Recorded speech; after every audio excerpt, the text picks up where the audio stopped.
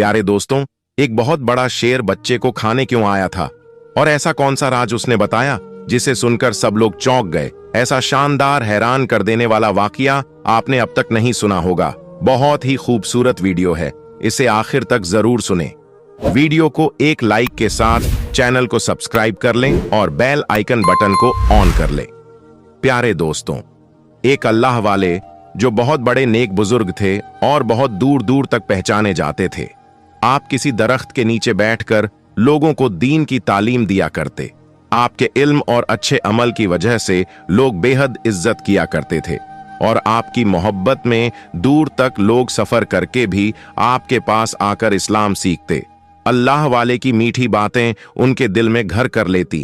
इतनी बड़ी शख्सियत होने पर भी कभी उन्होंने गुरूर ना करते। अपने हाथों से आप मेहनत करते, जो मिलता उस पर रब का शुक्र करते, कभी ज्यादा की तमन्ना ना की, जो मिला उस पर शुक्रगुजारी की।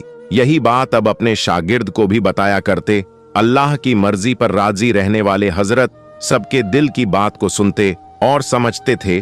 जो आपको मानते थे वह आपकी बहुत इज्जत करते थे और जिनको इस्लाम के बारे में कुछ नहीं मालूम होता था उन तक हर मुमकिन कोशिश करते कि दीन का यह पैगाम पहुंचे। दीन का यह पैगाम तो आप सदियों से देते चले आ रहे थे और इसमें शामिल थे आपके बहुत से उस्ताद जो अक्सर आपको सफर करने की सलाह देते, क्योंकि सफर से ही तो मंजिल मिलती है, सफर में ही बरकत होती है। अपनी उम्र के 70 से 80 साल गुजरने के बाद बहुत कम ऐसी जगह थी जहां आप तशरीफ ना ले गए हों, पर अब भी कुछ अनोखा होना बाकी था।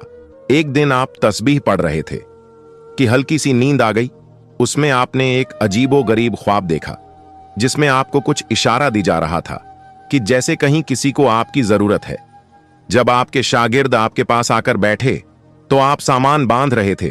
उन्होंने कहा, आप कहीं जा रहे हैं? आप फरमाने लगे, हां, मुझे एक बहुत जरूरी काम है, काम से किसी दूसरे गांव जाना है। तुम लोग अपना ख्याल रखना, मैं जल्द वापस लौट आऊंगा। यह कहकर आप सफर करने लगे। यह सफर बहुत दूर का था। अल्लाह को अपने दिल में बसाए, अल्लाह पाक की बनाई हुई दुनिया की आप खूबसूरती देखते हुए चले जा रहे थे कि एक गांव नजर आया। उन्होंने दिल में कहा कि नमाज का वक्त हो रहा है, मैं नमाज पढ़ लेता हूं। यह सोचकर आप गांव में तशरीफ ले आए। उस गांव के चारों तरफ एक बहुत घना सा जंगल मौजूद था। उससे गुजरकर आप उस गांव में आए थे। उस जंगल से जंगली जानवरों की भयानक आवाजें भी आ रही थीं, पर आप किसी से नहीं डरे और बगैर परवाह किए गांव में आए। दोपहर का वक्त था, सब औरतें घरों में थीं और मर्द खेतों में काम करने गए हुए थे। अब इजाजत लेने की जरूरत तो थी नहीं, क्योंकि वहां पर कोई भी मौजूद नहीं था।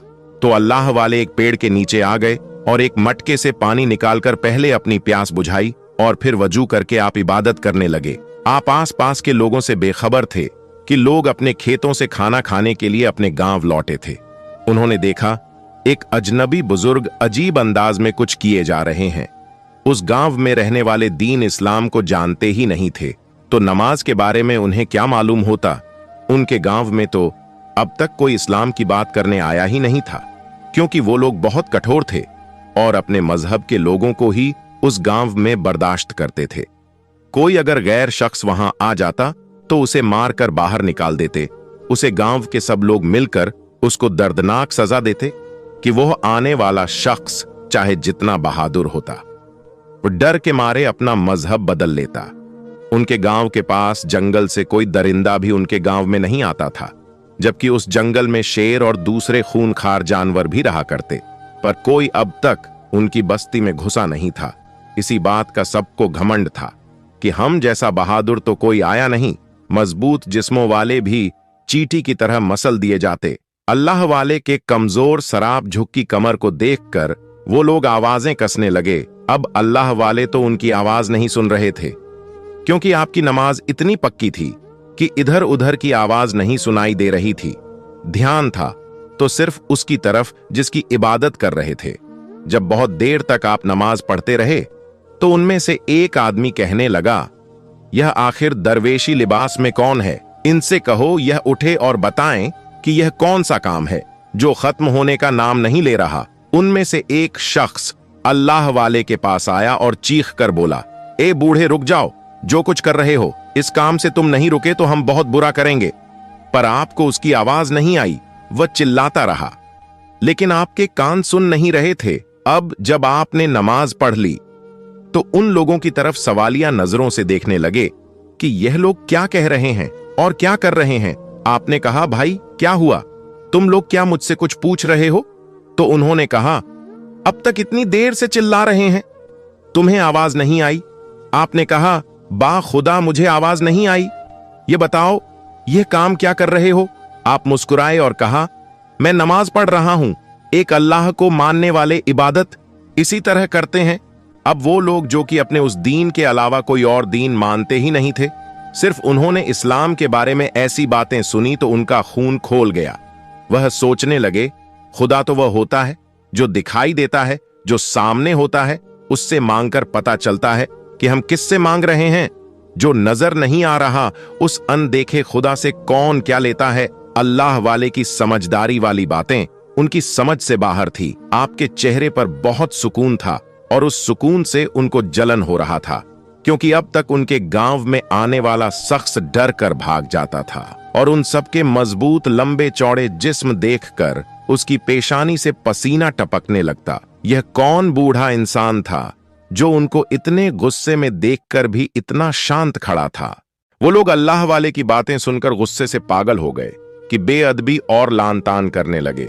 कोई कहता, एक तो इतने बूढ़े हों, इतने कमजोर जिस्म के साथ सफर कर रहे हैं, कैसे करने लगे? फिर किसी अजनबी गांव में घुसकर ऐसी अजीबो गरीब बातें कर रहे हो जिनका कोई सर न पैर। एक और बोला, यह शख्स हमारे दीन के खिलाफ बातें कर रहा है। इसका उम्र की लिहाज किया, मगर यह बाज नहीं आया। वो लोग बदतमीजी पर बदतमीजी किए जा रहे थे। कोई आप पर आवाजें कसते थे तो कोई आपको धक्के देने की धमकियां देता। उनके जुबानों से बेअदबी और मजाक के जुमले निकलते जा रहे थे और उनके दिल अल्लाह वाले की बातों को सुनने के लिए बिल्कुल बंद हो चुके थे। अल्लाह वाले ने सब्र से सबकी बातें सुनी, मगर आपकी नजर में नरमी और दिल में सबके लिए मोहब्बत थी। अब एक लंबा चौड़ा ताकतवर आदमी आपके सर पर आ गया और कहा, इस बूढ़े को तो मैं एक उंगली से उठाकर बाहर फेंक देता हूं। वो यह करने ही वाला था। उनका एक बुजुर्ग बोल पड़ा, नहीं, इसने हमारी मूर्ति की अपमान की है जिसकी हम इबादत करते हैं, इसलिए यह सजा कम है। कैसे गांव से बाहर उठाकर फेंक दिया जाए? हम इस गांव में रखेंगे, यह हमारे घर पर नौकर बनकर रहेगा। मैंने अपनी किताब में पढ़ा है कि एक मुसलमान इधर आएगा और हमारे दिलों को हमारे मजहब से हटाएगा, हिंसा फैलाएगा, यानी हम सबको लड़वाएगा। उसे रोकने के लिए कुछ ना कुछ तो करना पड़ेगा। उसकी बातें सबके पल्ले पड़ गईं कि मुसलमान तो वाकई इसी नियत से हमारी बस्ती में इजाजत के बगैर दाखिल हुआ है। अल्लाह वाले को गांव वालों ने तंग करने का इरादा कर लिया था। गांव के सब लोग उस बूढ़े बुजुर्ग की बात मान चुके थे जिसने कहा था कि अल्लाह वाले को यूं गांव से बाहर निकाल देना काफी नहीं। उनका मंसूबा यह था कि उन्हें गांव में ही कैद करके इतना तंग किया जाए कि उनकी जिंदगी बोझ बन जाए और वह खुद मौत की दुआ मांगने लगे। गांव में ऐलान कर दिया गया कि यह बूढ़ा मुसलमान है, इसे किसी तरह भी सुकून से ना बैठने के लिए दिया जाए। इस ऐलान के बाद गांव के लोगों ने अल्लाह वाले पर जुल्म और तंग करने के तरीके इख्तियार कर लिए। कभी उनके रास्ते में कांटे बिछा दिए जाते ताकि जब वह चलने लगे तो उनके पैरों में कांटे चुभे और हर कदम उनके लिए चलने में बहुत तकलीफ हो। कभी भी उनके सर पर पत्थर फेंके जाते और जब आप डर से बेचैनी में रहते तो लोग हंसने लगते और मजीद आवाजें कसने लगते। छोटे बच्चे भी उन जालिमों के कहने पर अल्लाह वाले का मजाक बनाते, उनकी हालत पर हंसी उड़ाते। कभी उनकी लाठी छुपा दी जाती ताकि उसे चलने में मुश्किल हो जाए और जमीन पर गिर जाए, और जब वह जमीन पर गिरते तो बच्चे और बड़े सब उनका मजाक बनाते। कभी उन पर कीचड़ फेंक दिया जाता ताकि उनका लिबास और जिस्म गंदा हो जाए। आप उस जुल्म और शरारतों को सब्र से बर्दाश्त करते कि वो जानते कि अल्लाह के रास्ते में तकलीफें उठाना उनके ईमान का हिस्सा है। जब भी वह इबादत के लिए बैठते तो कोई ना कोई शख्स शोर मचाकर उनका ध्यान भटकाने की कोशिश करता। साफ जगह गंदगी फेंक दी जाती। गांव वाले दरवेश अल्लाह वाले को हर मुमकिन तरीके से तकलीफ देना चाहते थे, मगर आपने हर अजियत को अल्लाह की रजा समझकर कबूल किया। अल्लाह वाले के दिल में उन सबके लिए मोहब्बत थी और वह दुआ करते थे कि अल्लाह पाक उनको हिदायत दे और उनके दिल नर्म कर दे। लेकिन आप जानते थे कि अल्लाह की राह पर चलना आसान नहीं है। उस गांव में कोई एक भी अच्छा इंसान नहीं था, वरना इंसान के दिल में अच्छाई तो होती ही है। जो दूसरे इंसान के साथ नेक सुलूक करता है वह कोई भी हो, पर मालूम होता था कि उनको घुट्टी में ही घोलकर यह पिलाया गया है और सिखाया गया है कि तुम्हें किसी पर रहम नहीं करना। उस गांव में मर्द तो मर्द, औरतें भी सख्त दिल और बेरहम थीं। उनके दिलों में ना तो किसी बुजुर्ग का एहतराम था और ना ही हमदर्दी। उनकी अकड़ और गुरूर बढ़ता ही जा रहा था। उनके दिल सख्त और उनके जबानें तल्ख थी। गांव की औरतें बड़ी मगरूर थीं और शायद इसकी वजह यह थी कि वह हर साल एक बेटे को जन्म देती थी जिस पर उन्हें बड़ा ही नाज था। उन औरतों के दिल में दुनिया की नेमतों पर इतना गुरूर था कि वह खुद को बेहद ताकतवर और हसीन मल्लिकाएं समझने लगी थीं। उनकी जिंदगी में किसी चीज की कमी ना थी। जो चाहती वही मिलता, जो कहती पूरा हो जाता। यह लोग इस कदर ऐशो आराम में मग्न थे कि उन पर कभी कोई मुश्किल या आजमाइश ना आई थी। हर औरत का बेटों को पैदा करना, माल और दौलत की फरावनी और जिंदगी में आसानी ने उन्हें घमंड में मुब्तला कर दिया था। अल्लाह के हुक्म और इबादत की उन्हें कोई परवाह ना थी। अल्लाह को वह जानती नहीं थी और वह खुद को हर तरह की जरूरत और आजमाइश से परे समझती थी। गांव की उन औरतों के गुरूर का आलम यह था कि वह अल्लाह वाले को न सिर्फ हकीर समझती बल्कि उनकी बेइज्जती करने के लिए भी कोई मौका हाथ से जाने नहीं देती। उनके दिलों में जर्रा बराबर भी रहम ना था। उन औरतों ने कभी जिंदगी में कोई इम्तिहान या तकलीफ नहीं देखी थी जिससे उनके दिल सख्त और बेहिस हो गए थे। उनके लिए जिंदगी ऐशो आराम की कोई दास्तान थी और उन्होंने कभी सोचा भी नहीं था कि यह दुनिया फानी है, मिट जाने वाली है और यह नेमतें आजमाइश भी हो सकती हैं। अल्लाह वाले ने उन सब के रवैया को देखकर दिल में सब्र किया और दुआ की अल्लाह पाक इन सब को हिदायत दे। घमंड ने इनको कहीं का ना छोड़ा था।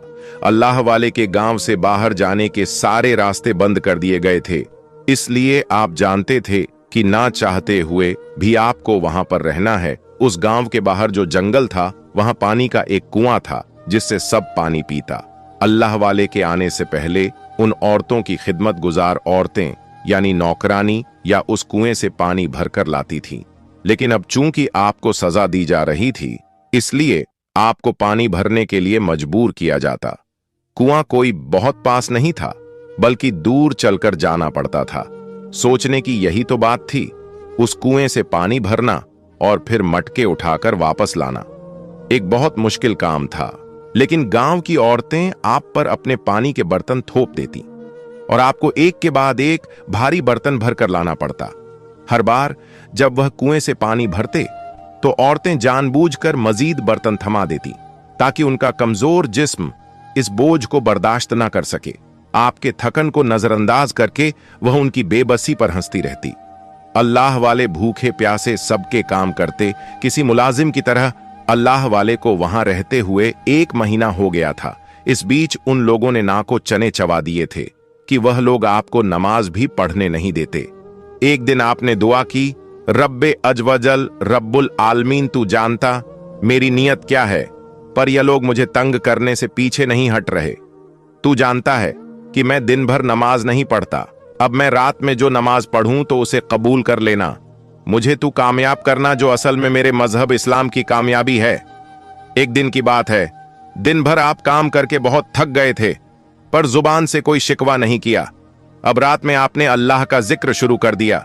गांव में चहल पहल शुरू हो गई कि जैसे कोई बहुत अनहोनी सी हो गई है। अल्लाह की करनी हुई कि किसी का ध्यान आपकी तरफ नहीं गया, यानी आपको इबादत करने से कोई रोकने नहीं आया। सब अपने कामों में लगे रहे, यहां तक कि सुबह का उजाला फैल गया। आपने फजर की नमाज भी पढ़ ली थी। अब उनमें से एक औरत आपके पास आई और कहा, ए बूढ़े, क्या तुम्हें खबर मिली है क्या? आज हमारे गांव की सबसे खूबसूरत औरत ने एक बच्चे को जन्म दिया है। वह मेरी बहू है। यह उसकी पहली औलाद है। बेटा हुआ है।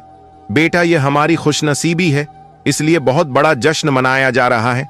इस जश्न को मनाने में तुम हमारा साथ दोगे तो काम करने के लिए तैयार हो जाओ और कमर कस लो। फिर वो वहां से जाने लगी, लेकिन पलट कर आई और कहा कि चलो, आज इस खुशी में मैं तुम्हें 2 रोटी खिला देती हूं ताकि तुम्हारे अंदर ताकत रहे। आप मुस्कुरा दिए। उसने कहा, कमाल की बात है कि इतने काम करने पर भी मुस्कुरा रहे हो। किस मिट्टी से बने हो जो खामोशी से चुप करके सब काम करते हो और कुछ नहीं कहते? तुम्हारी जान की तुम्हें कोई फिक्र नहीं है या कुछ और सोच रहे हो? आपने कहा, नहीं, मैं अल्लाह पाक के हुक्म से इस गांव में आया हूं और उसके हुक्म से यहां से चला भी जाऊंगा। हर एक पर उसकी मर्जी चलती है।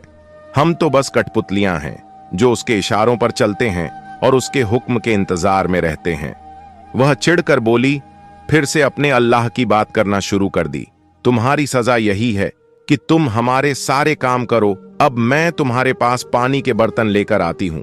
एक एक करके तुमने वह पानी के मटके भर कर लाने हैं, क्योंकि बहुत बड़ी दावत है और पानी की कमी नहीं होनी चाहिए। खाने में भी वह पानी इस्तेमाल होगा और पीने के लिए भी जल्दी से तुम काम की तैयारी करो। मैं गांव की और औरतों के साथ आती हूं। यह कहकर वह औरत चली गई और फिर बहुत सारे औरतें पानी के बर्तन लाई। आपने अल्लाह का नाम लिया और दुआ की, रब्बे करीम, तुम मुझे हिम्मत ताकत देना कि मैं यह काम कर सकूं। मेरे दिन का नाम नीचे नहीं होने देना। तू सबसे बड़ा है और सबसे बड़ा रहेगा, अल्लाहू अकबर। कहकर आपने जितने पानी के बर्तन हाथ में आ सकते थे उठा लिए और कुएं की तरफ बढ़ गए। वहां पर पहुंचकर आपने बर्तन को भरा, फिर एक बर्तन सर पर और दूसरे बर्तन हाथ में पकड़कर आप चलने लगे कि पीछे से आपको किसी जानवर के दहाड़ने की आवाज आई कि जैसे कोई दांत निकाल रहा हो। आपने पलटकर देखा तो दरख्तों के पीछे से एक बहुत बड़ा शेर आपकी तरफ देख रहा था। आपने उसे कहा, ए अल्लाह के बनाए हुए, तू मुझ पर क्या हमला करने वाला है? वो जैसे आपकी बात को सुन रहा था और समझ रहा था। उसकी आंखों में कोई राज था, पर बेजुबान बोलता कैसे? बस वहां खड़ा रहा और शेर की आवाज में कुछ ना कुछ कहने की कोशिश करता रहा। आपने उसे इशारा किया, जाओ, समझ गया हूं मैं जो कहने आए हो, वक्त आने दो, जो चाहते हो जाएगा। आपके हुक्म पर वह वापस जंगल में चला गया। अपने बर्तन उठाए और गांव में आ गए। फिर बारी बारी सारे मटके पानी से भरे और वहां पर जमा कर दिए। औरतें बड़ी हैरान थीं कि एक बूढ़ा कमजोर शख्स जवानों की तरह, बल्कि जवानों से भी बढ़कर, किस तरह फुर्ती से काम करता है। बगैर खाए पिए हमें तो इतनी ताकत नहीं रहती, ना ही हमारे मर्दों में, बल्कि हमारे मर्द तो किसी काम के नहीं है। वही औरतों का शिकवा जो हमेशा मर्दों से होता है। अच्छा है, इस बूढ़े की शक्ल में हमें एक काम करने वाला नौकर मिल गया है। यह काम हो चुका था। आपने कहा, कहो और क्या काम करवाना है? हंसकर कहने लगी, बड़ी ताकत है तुम्हारे अंदर, बस अब जश्न शुरू होने का इंतजार करो। वह हंसती हुई अपने घर जाने लगी कि एक औरत के चीखे मारने की आवाज आई, बचाओ, मेरे बच्चे को बचाओ, ये शेर मेरे बच्चे को उठाकर ले जा रहा है। मर्दों ने भी आवाज सुनी थी। पूरा गांव दौड़ता हुआ उस घर की तरफ आ गया जहां से औरत के चीखने और दहाड़े मारकर रोने की आवाजें आ रही थीं। लेकिन जब तक वो लोग वहां पहुंचते, वो शेर जो जंगल की तरफ से आया था उस बच्चे को उठाकर ले गया। ये वो नई नवेली मां थी जो उस औरत की बहू जिसने बेटे को जन्म दिया था, और उसी खुशी में जश्न मनाया जा रहा था। पर अब तो कोई जश्न नहीं था, सारी खुशी खत्म हो गई थी। शेर उस बच्चे को उठाकर ले गया था। वह 1 दिन का बच्चा था। मां की तो गम से कलेजा फटा जा रहा था।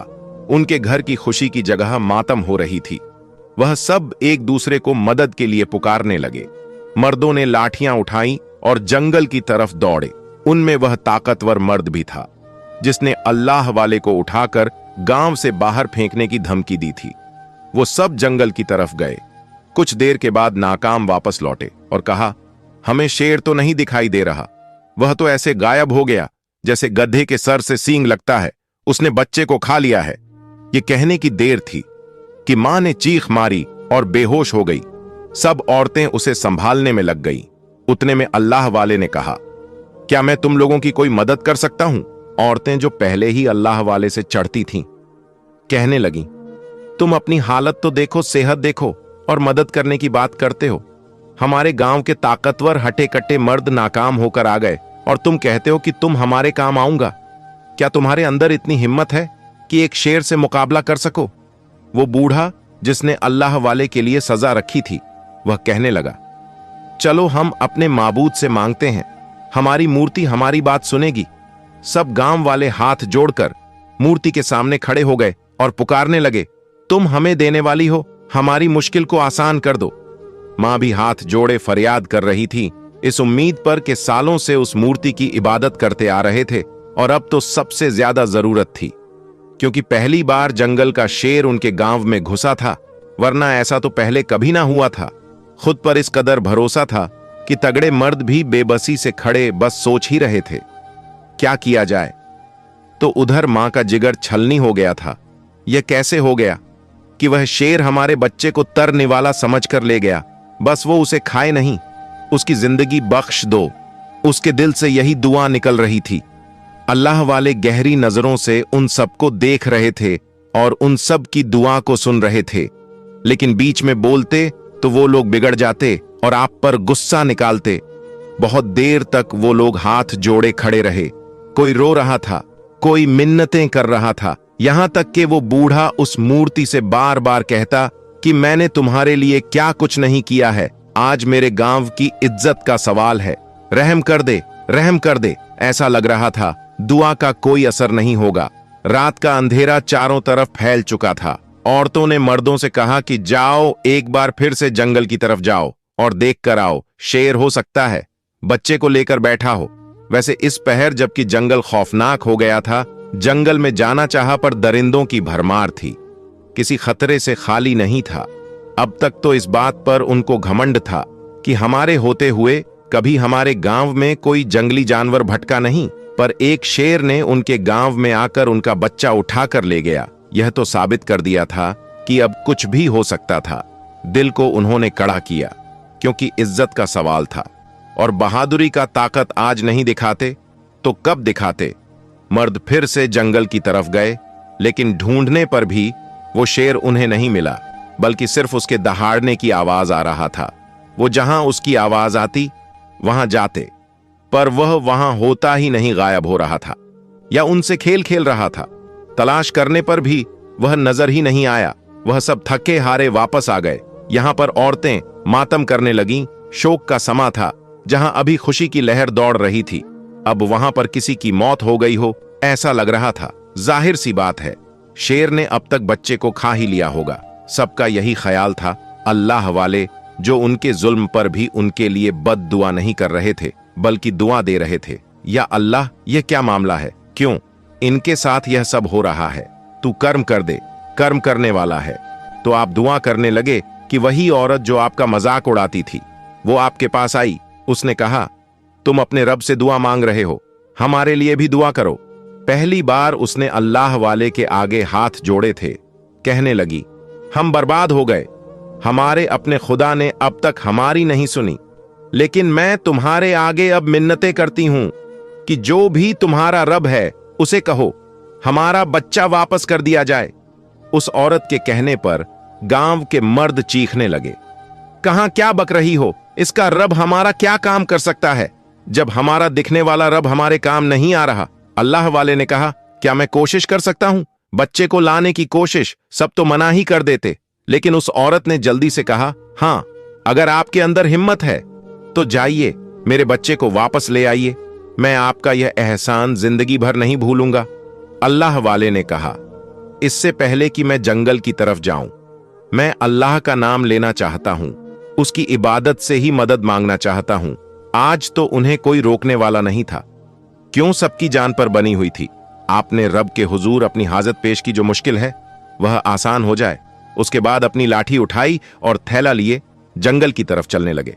वह आदमी जिसको अपनी ताकत पर बड़ा गुरूर था, उसने कहा, मैं भी साथ चलता हूं।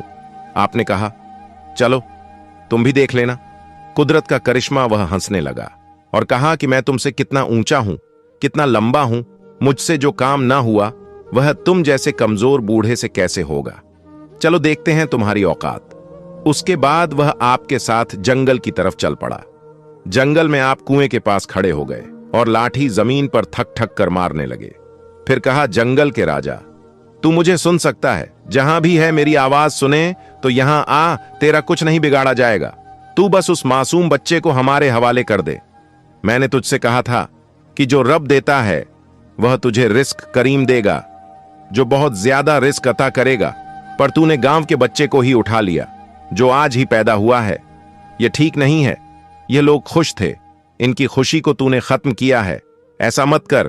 तू एक अल्लाह को मानने वाला है और वही तुझे खिलाता पिलाता है। अब तक किसी के सामने नहीं आया तो अब क्यों आ रहा है? इनको क्यों तंग कर रहा है? आप ऐसे बातें कर रहे थे जैसे वह शेर वहीं खड़ा सुन रहा है। वह शख्स जोर जोर से हंसने लगा। उसने कहा, हो गया तुम्हारा तमाशा, अब वापस चले। उस शेर ने बच्चे को खा लिया है।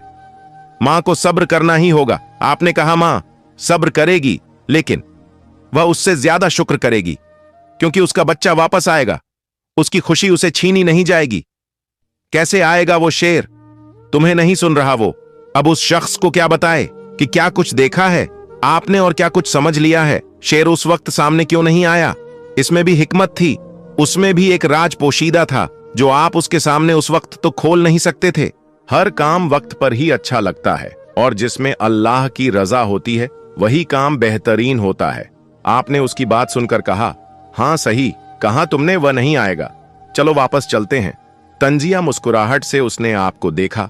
आपने उसे नजरअंदाज किया और लाठी टेकते हुए गांव वापस आ गए। आप खाली हाथ थे, बच्चा आपके हाथ में नहीं था। मां भागती हुई आई। उसने कहा, मैंने आप पर भरोसा किया और आप बड़ी उम्मीद दिलाकर जंगल गए थे। यह क्या? कहां मेरा बेटा कहां है? आपने कहा, फिक्र मत करो, वह आ जाएगा। वो इतना छोटा बच्चा है, कल का पैदा हुआ बच्चा चलकर आएगा नहीं, वह शेर उसे लेकर आएगा। किसी को आपकी बात पर यकीन नहीं आ रहा था। यह बूढ़ा तो पहले दिन से ही ऐसी बातें करके हमारा दिमाग खराब कर दिया है। इसकी फजूल की बातों की वजह से हम सब इस मुसीबत में गिर गए हैं। अब क्या करना चाहिए? आपने कहा, सुबह होने का इंतजार करो। अब तो अंधेरा हो गया है और अंधेरे में तो कुछ भी नजर नहीं आएगा। यह बूढ़ा तो बड़े दावे कर रहा था, बड़ा आया था। एक दरिंदे को हुक्म देने वाला वह शख्स कहने लगा, पता है इसने क्या किया? यह तो हवा में ऐसी बातें कर रहा था जैसे वह शेर इसकी बात सुनकर सर झुकाकर इसके पास चलकर आएगा, जैसे वह इसका कोई नौकर है। अल्लाह वाले ने कुछ नहीं कहा। उन्होंने कहा, चलो अभी घर चलते हैं, फिर सुबह हम उसको ढूंढने जाएंगे। मां चिल्ला उठी। उसने कहा, तुम्हारी रात तो गुजर जाएगी, मेरा क्या होगा? मेरा तो सब कुछ लुट गया। वो शेर बहुत खूनखार है, सुबह तक उसे मौका क्यों दे रहे हो? तो क्या करें? उसका शौहर चिल्ला उठा, क्या करें? हमने पूरा जंगल छान मारा, वह शेर हमें नजर नहीं आया, उसकी आवाज आती भी रही। अब तुम यह बात मान लो, तुम्हारा बच्चा बच जाएगा। नहीं, तुम्हारे दिल की तसल्ली के लिए फिर भी हम सुबह जरूर जाएंगे। उसने कहा, तुम लोग कैसे लोग हो? एक तो मेरे बच्चे को उसने उठा लिया। अरे अभी वक्त है। उतने में अल्लाह वाले बोला, बेटी मेरी बात सुनो, तुम्हारे बच्चे को कुछ नहीं होगा। सुबह तक तुम्हारे बेटे को वह शेर खुद लेकर आएगा। तुम भरोसा रखो। किस पर भरोसा रखूं? उस खुदा पर जिसको मैंने पूजा, जिसकी इबादत की है, और यह मेरे दिल के दर्द को नहीं समझ रहा। मेरे जिगर के टुकड़े को वो शेर ले गया और आप कहते हैं यकीन रखो। तुम उस पर यकीन नहीं रखो जिसको तुमने हमेशा माना है। तुम मेरे रब पर यकीन रखो जो तुम्हारा भी है, वो अल्लाह है। अगर यकीन कर लिया तो फिर क्या वो अल्लाह मेरी सुनेगा? हां, वह सुनेगा, वह जरूर सुनेगा। तो ठीक है। वो शेर वापस आ जाता है और मेरे बच्चे को कुछ नहीं होता, जरा सी भी खरोच नहीं लगती, तो मैं तुम्हारे रब पर ईमान ले आऊंगी। अल्लाह वाले ने उसको तसल्ली के अल्फाज बोल तो दिए थे, पर आपने अल्लाह ताला से दुआ भी लाजमी करनी थी। अल्लाह ताला से आपने दुआ करना शुरू की। आपकी आंखों में आंसू आ गए थे। एक अल्लाह से दुआ मांगते हुए आपको सब देख रहे और मजाक भी बना रहे थे। ये क्या चुपके चुपके मांग रहे हैं? अल्लाह वाले की आंखों के सच्चे आंसू गवाही थे इस बात की आप सबके लिए कितने फिक्रमंद हैं। अब रात तो बहुत ही बड़ी थी, क्योंकि गम की रात बड़ी ही होती है, लेकिन गम के बाद स्याही मिट जाती है, अंधेरा खत्म हो जाता है और रोशनी आ जाती है। सुबह हुई तो आपने उन सबके सामने ही इबादत की और वह कुछ कह नहीं सके, पर वह आदमी आपको गौर कर देख रहा था कि यह तस्बीह पढ़ते जा रहे हैं। कितनी बेबाकी से कितने निडर हैं। उसका दिल जल रहा था कि जिसने आपको सजा दी थी, आप जिस तरह अल्लाह की माला झप रहे थे, उसके तन बदन में आग लग रही थी।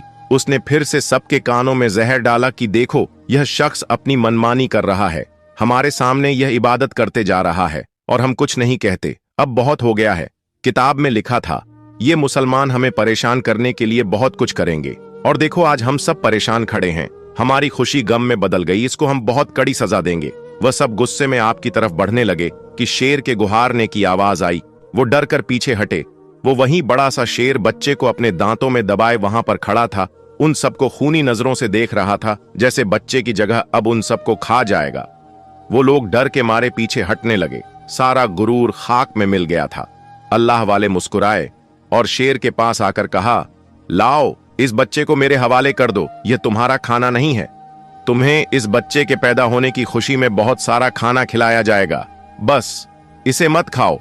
किसी मां का दिल है, ये मां को दुख नहीं दो।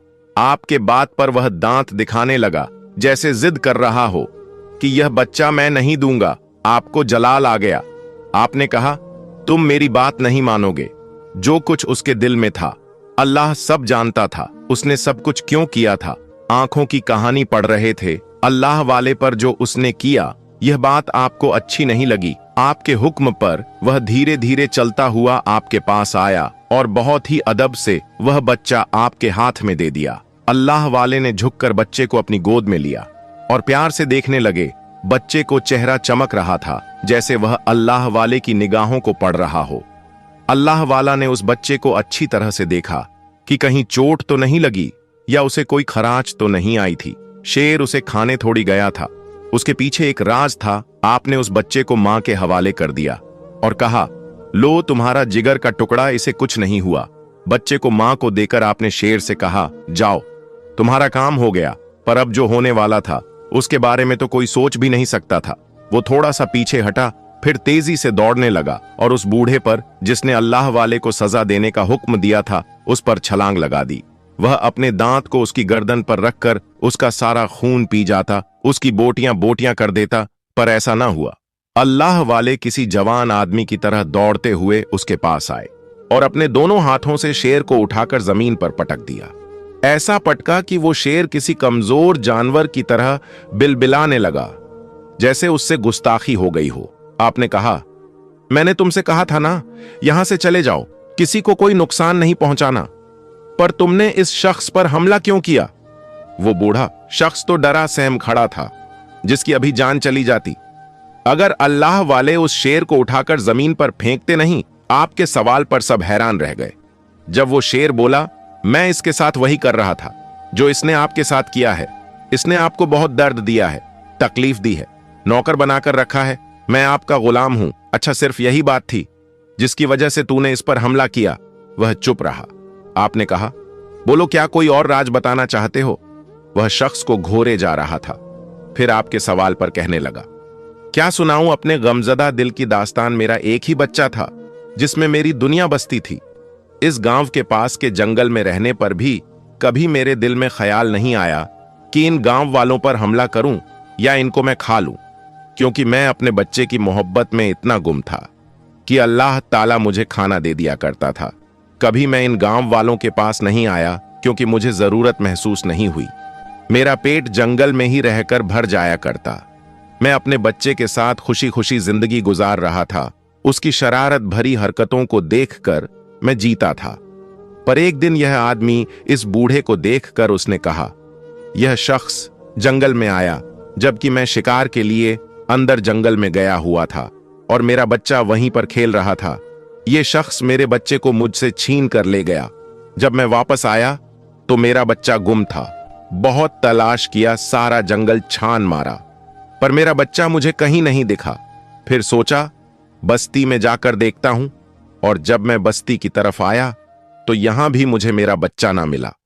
मैं अपने बच्चे की याद में खून के आंसू बहाया करता। फिर अभी कुछ दिनों पहले मुझे पता चला कि मेरे बच्चे को मार दिया गया था और इस बूढ़े ने उसे मारा था। तभी मैं यहां आया और इन्हीं का एक बच्चा उठाकर अपने साथ ले गया। इसके बस्ती वालों ने इस बुरे काम से नहीं रोका, बल्कि इसके साथ मिल गए इसलिए मैं वो बदला लेने आया कि मेरी औलाद को मुझसे दूर किया तो मैं इनकी औलाद को भी इनसे अलग कर दूंगा और खा जाऊंगा। अगर आपका हुक्म ना होता तो मैं उसी वक्त इनके बच्चे को चट कर गया होता। अगर आप मुझे मना नहीं करते, वह किसी गुलाम की तरह आपके सामने था, जैसे कोई बच्चा अपने बड़े की बात मानता है। माफ कर दो, अल्लाह भी माफ करता है। अब तुम यहां से चले जाओ। तुम्हारा गम हल्का नहीं, लेकिन बदला ऐसे नहीं लेते। एक मां तड़पती और कोई नहीं।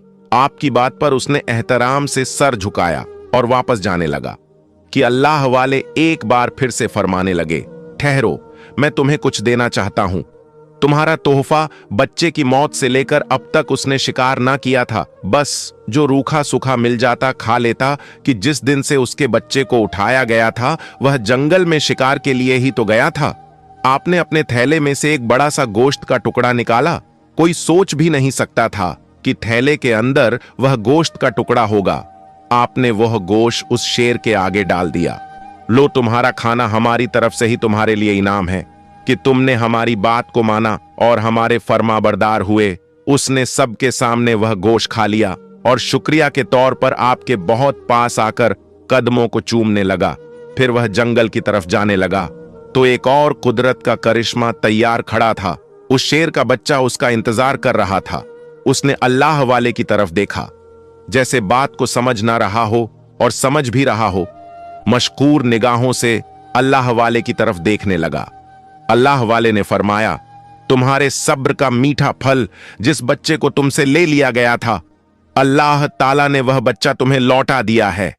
अब इस बच्चे के साथ हंसी खुशी जिंदगी गुजारो और कभी इस गांव पर अब हमला नहीं करना, कुछ भी हो जाए।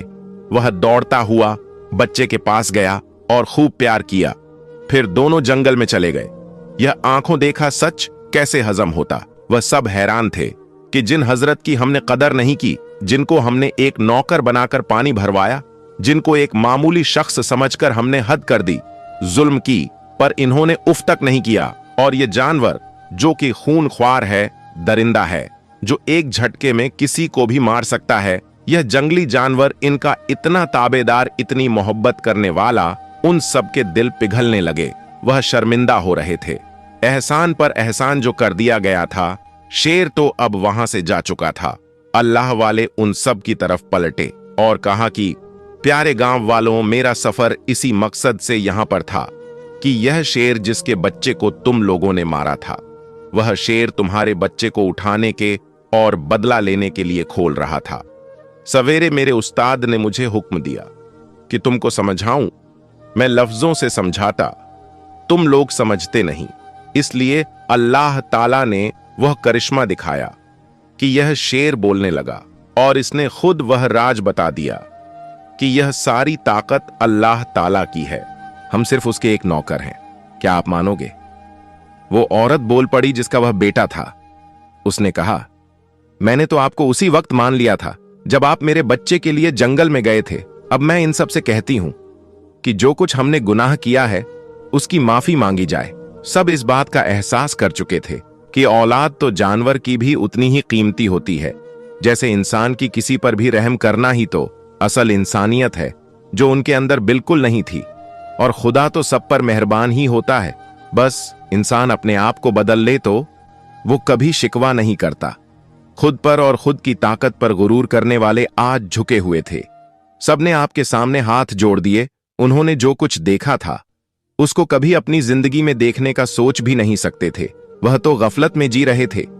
अपने आप को बड़ा मानने वाले और खुद की ताकत पर भरम रखने वाले आज एक जानवर के सामने जमीन पर आ गिरे थे। आपने कहा, मैं कोई माफ करने वाला नहीं हूं।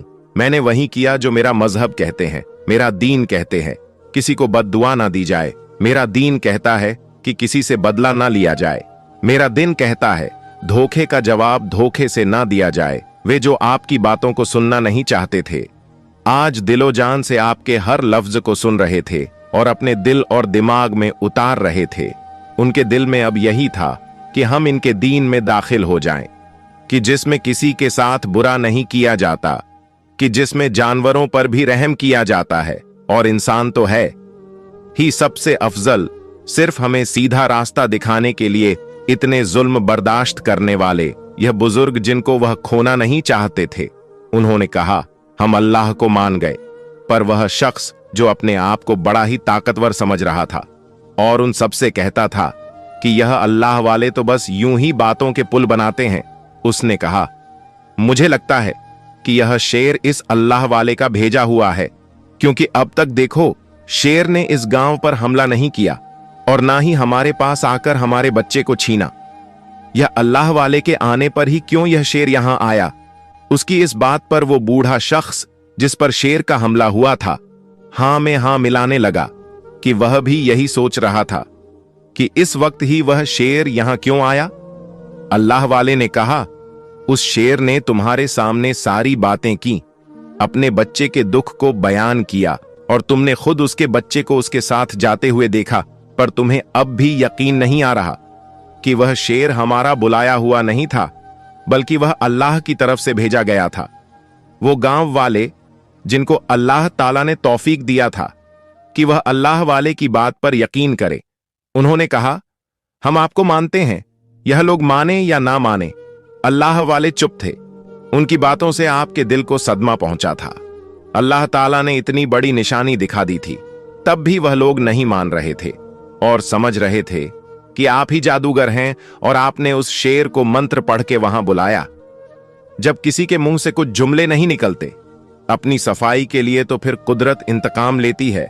शेर को तो आपने ने वहां से भेज दिया था, उन सब की जान बचा ली थी, लेकिन इन बातों का जब कोई जवाब ना मिला तो आपने मामला अल्लाह पर छोड़ा और अपने कदम बाहर की तरफ बढ़ा दिया। तभी उस औरत की गोद में मौजूद बच्चा कलमा पढ़ना शुरू कर दिया। वह ऐसे कलमा पढ़ रहा था जैसे उसे कोई जात कलमा पढ़ा रही है, पर कोई दिख नहीं रहा था। सबके मुंह खुले के खुले थे कि जो बच्चा कल ही पैदा हुआ है और वह बगैर किसी के सिखाए गवाही दे रहा है कि अल्लाह एक है, अल्लाह के सिवा कोई माबूद नहीं।